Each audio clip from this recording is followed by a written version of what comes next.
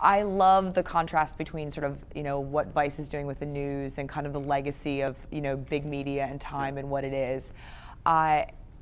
Tell me about your editorial challenges, because I suspect it's hard just to forget the brands, get your editorial team to feel warm and comfortable about brands being at the table. It's interesting because so on the publishing side and the advertising side, and I think everyone's saying this in the press, well, they sit together now. I mean, they don't physically sit together, but there's more of a shared mentality that the two can function in a way that's meaningful, that we can come up with a product in which there's no longer that separation, the wall that separates. There's more of a little bit of a collaboration that's going on.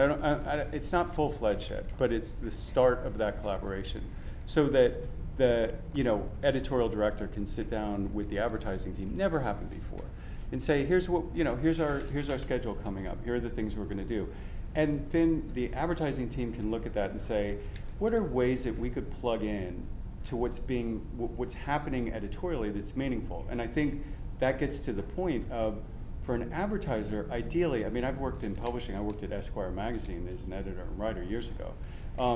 That ideally, what they want to buy is the equity in the brand, and a lot of that equity is integrity. You guys were talking about integrity before, and to some degree, they don't want that wall to come down. I mean, you always hear this like, well, we want to be able to do this and be able, you think that the best thing to do is to go to an advertiser and say, what do you want to do?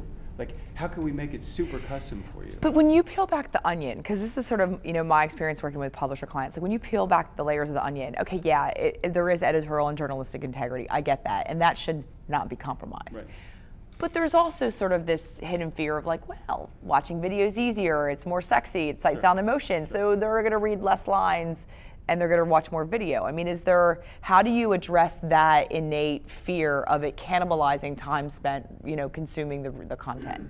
I think more and more we're looking at it as the content, and it is a company-wide priority. Video is, we've just put in a huge live studio, so video is one of the things that we are really focused on as the storytelling element. So the Freedom Tower is a great example. We put a gigapan up on the top of the Freedom Tower. This amazing editor that climbed, he was one of 2 people that had ever been to the top, the very top, like, I don't know what you would call that, the top of the scaffolding, whatever it is.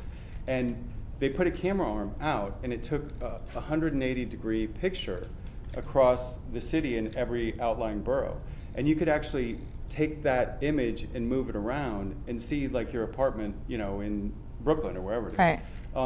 And then attached to that was a documentary film, Red Border Films, a 10-minute documentary that we produced for that. Then attached to that is a whole story. Then attached to that is the magazine. So when we can create that, and I'm loath to use the term cross-media experience, but when we can create an experience... It's better than transmedia. Yeah, thank you. Yeah, I would agree. But when we can create that kind of experience that has to be thought of from the ground up by the various platforms that it's being told on, and mobile, then I think we're starting to overcome that initial fear of like, are we going to cannibalize what we're doing with the magazine? Are we going to cannibalize with what we're doing with editorial in terms of text and written word, But okay, so that's great, because that's a tangible example. Let's talk through that. So that is an incredible cross-platform idea, right, from a storytelling perspective. And you can illuminate that story in such meaningful ways by platform. Right. How do you now bring a brand into that fold? What's that process look like? And I know part of this is just like I'm left brain, right? I mean, like the whole how we do business and how we work and how it's changing. To me, that's why I keep asking a lot of the questions I do, because like operationally, the workflow, the talent mapping, how people function, how they work together, all of that is radically changing, and that to me is the bigger disruption rather than it's harder to buy, right? Well, and I think that it's great. Actually, the salesperson who sold the package is sitting in the room today. And what's interesting about that in particular is, we get millions of RFPs every day. And part of it is, how do you decide what you should respond to in a meaningful way? And what are you just responding to because you're just responding? And this is a great example of where the salesperson really knew what we were going after and how we were going to do it. The key part of the whole experience was not to turn back and think about what happened previously with the towers coming down, but to look forward and think about the ironworkers, many of whom in the documentary, many of them are the children of the original ironworkers who put up the towers. And Advil was a perfect sponsor. And the reason why is because these people are in pain every day from working on the towers. Right. And it's a great story about the family values and so forth going forward.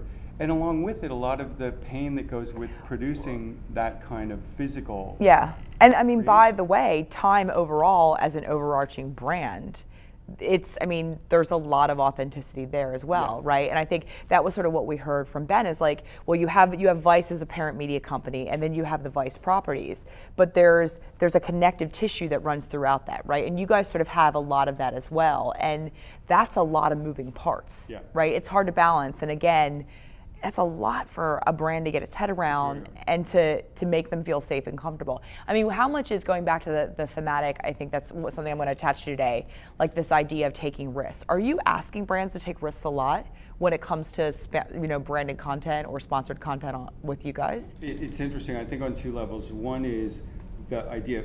You and I think we had discussed this at some point. Mark Andreessen had written something about the fact that legacy companies should just let go of their legacy.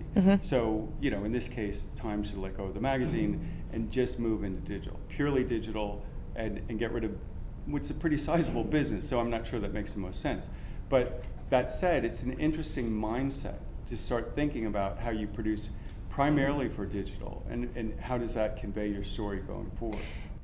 Yes, but I think that's also, I think we in media think we have the hubris to assume that we have unique business problems and other industries haven't had them as well, right? And I would suggest that we're in the middle of a revolution, an industrial revolution if you liken it to other industries, right? And so, data automation, all that stuff's kind of coming in. And how are you getting your editorial staff comfortable with, because it goes back to the fact that storytelling is good storytelling, right? When I briefly worked for Ridley Scott, and we went into the YouTube team and we showed them the Apple commercial that by this time was in SD and pixelated and old, it was still one hell of a piece of creative, right? So editorial integrity is timeless. How do you marry that to the dynamic and fluid changing environment of monetization around it? And it's a great question, a very difficult thing to solve for. And I think what you're looking at is a number of different things. One is the scale of investment. If we take Red Border Films, that's looking at a different scale for an advertiser to invest in, and a different kind of faith. Or what kind of films are you going to produce? Because only up to a certain degree can you talk about that we're going to have access to Bono or whomever to do that. And often we have to speak in those terms of people like Bono, or whatever that story would be about. So there's a leap of faith that happens with advertisers financially. But then in that, breaking down that wall, and how do they feel like they can get their brand integrated into the experience that we're creating, a lot of that can also be platform, right? So we have a live show called The Brief.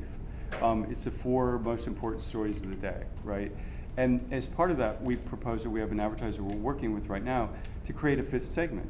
So it becomes a part of the platform and the way that show actually works.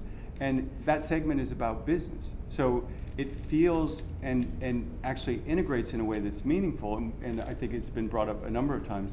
It adds value to the brand, credibility to the brand, because they're bringing something credible to the consumer that's of value to them. And it's the voice of the audience, right? Exactly. As what Ben said, That's right? the goal, yeah. Awesome.